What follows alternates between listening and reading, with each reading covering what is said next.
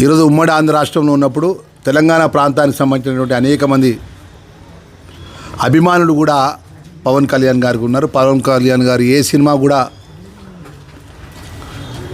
Release చేస్తే వేలాది మంది అభిమానులు పెద్ద ఎత్తున స్వాగతం పలికి మా హీరో అన్నటువంటి గొప్పగా అభిమానిస్తారు తెలంగాణ ప్రజలు.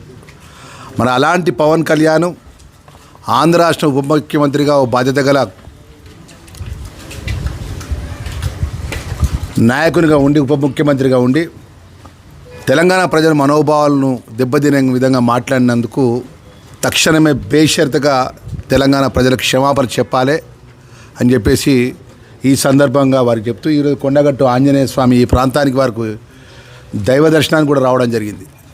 మరి ఆ కొండగట్టు ఆంజనేయ స్వామి ఆయన బుద్ధిని మార్చి దీన్ని చేసిన తప్పును ఒప్పుకొని తెలంగాణ ప్రజల ఉద్దేశించి మాట్లాడిన మాటలకు నేను క్షమాపణ చెప్తున్నా అని చెప్తే ఆయనకు చాలా మంచిగా ఉంటుంది, మంచి పద్ధతి అని చెప్తున్నా.